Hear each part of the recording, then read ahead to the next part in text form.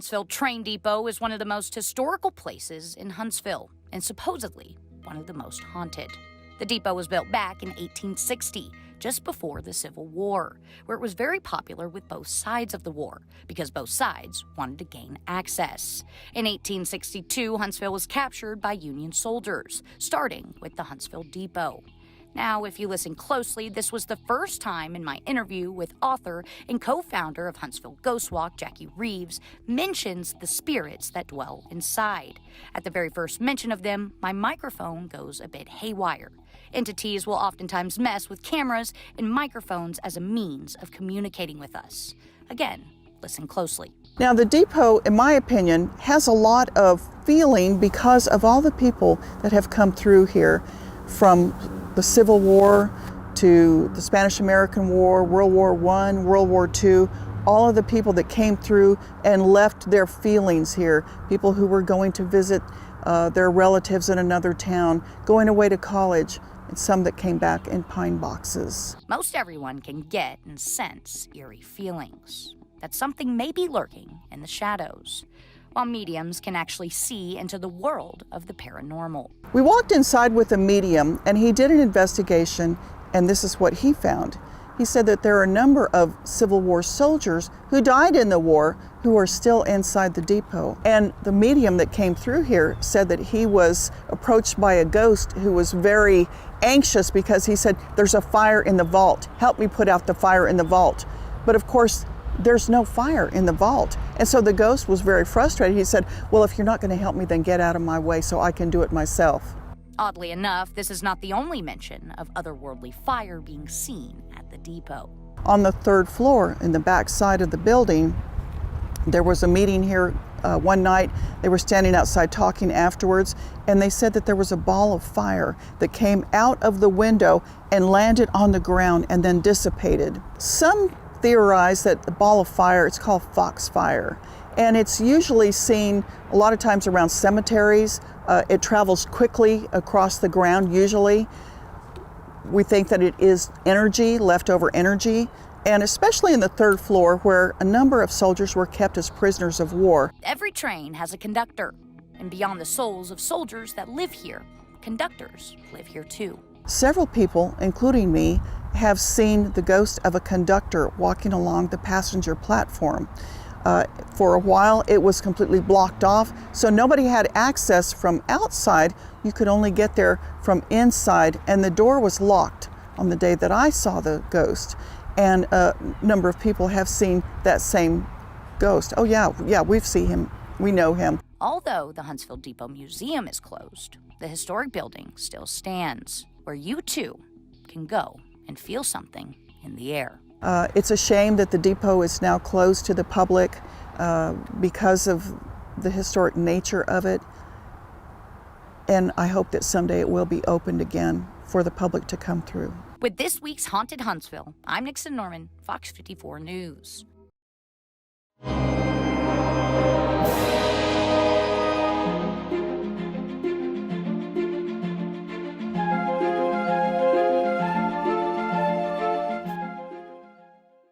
Maple Hill Cemetery is one of Alabama's oldest and largest cemeteries. Not only does it house the headstones of many historical figures, the cemetery, oddly enough, has a playground as well. Its name to many is the Maple Hill Playground, but to others, as morbid as it is, this is the Dead Children's Playground. It's always been speculated that this is where the spirits of the children who are buried at Maple Hill Cemetery come to play. A place that is no stranger to whispers. There's also been a rumor that a serial killer had murdered a number of children and buried them in this area too.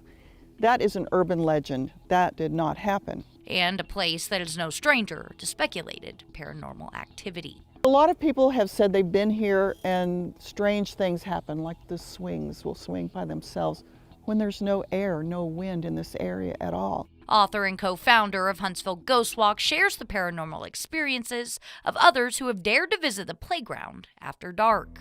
There was an incident that was told to me by two different people. They did not know each other. They were not here at the same time, but the story was exactly the same. What these young men told me was that they were here with some friends. It was after dark, I'm sure alcohol may have been involved. And while they were sitting on the swings, they saw come out of the side of the hill here in the rocky area, single file, 6 monks. And they walked very slowly in front of them. The monks did not look up. They did not say anything. They made no acknowledgement to the young men who were sitting here. And they kept walking slowly, silently, until they disappeared into the woods and the rocks on the other side of the park. But one of these young men had an additional story to tell me. He said that while they were here this night, the ghost of a little girl came to him. And he said she was dressed in a beautiful, elaborate dress, and he described it to me. He said the ghost of the little girl walked up to him and said, "I know who you are." So the next morning, while he was having breakfast with his parents, he described this event, described the dress that the little girl was wearing, and his mother burst into tears. She went into the next room and she brought back a photo album. And when she opened it up, there was the picture of the ghost, the little girl that he had seen, wearing that same dress that he had described. It turns out that he had a sister who died before he was born, and she was just a little girl at that time. But she said to him, "I know who you are."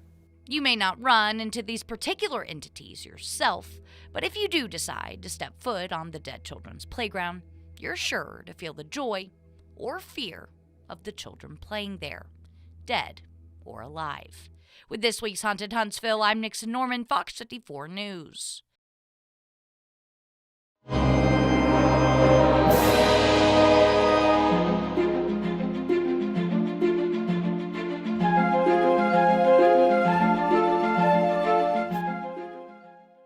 If you're from Huntsville or have lived here for a while now, you may have noticed this historic building located in Twickenham. We've been here since 1811, 8 years before Alabama became a state in 1819. Beyond dating back to the early 1800s, this building also serves as the gathering place of local Freemasons. We're Helion Lodge number 1. We've got over 230 members, active members. The gathering place of Helion Lodge 1 Freemasons, past, present, and future, indeed. Current worshipful master of this particular lodge, Benny Ledford, tells us of some of the odd mishaps and, quite frankly, paranormal activity that's taken place here. We have a women's restroom. As a steward, you come in, prepare meals, and come in one night, do my preparation of the meal, and get ready to leave, and guess which light comes on? The women's restroom light. Go cut it off. Get ready to walk back out again, comes back on. It's like, brother, I have to go. Can you please leave the light off? And stories like these date way back at the Helion Lodge. Past masters and members know of these stories and oftentimes have experienced these mishaps themselves. Here's a previous master from the 80s. Gary, Garry Smith, S-M-I-T-H. I am past master of Helion number 1 Masonic Lodge. I was master in 1986. He too has a story to tell about the lodge and what he's seen, or more so, what he couldn't see. When I was secretary several years ago, I was up here one afternoon, probably about 2:30, 3 o'clock in the afternoon, sitting here at the desk doing some work. And that door on the right opened. Just kind of swung back. No noise, no nothing. The door opened by itself. You know, and it really didn't scare me. I mean, it just, you used to do something like it would make the hair stand up on your back of the neck, but it didn't. I got up, walked outside, walked around, walked down the stairs, kind of running. Never saw anybody. And the door just opened by itself.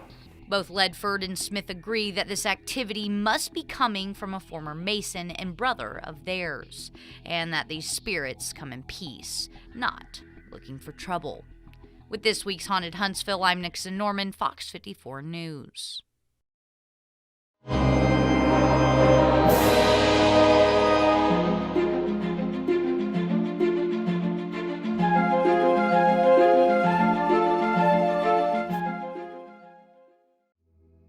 Well, the Lowry house really is a hidden gem here in Huntsville. A lot of people don't know a lot about it, but it is magnificent.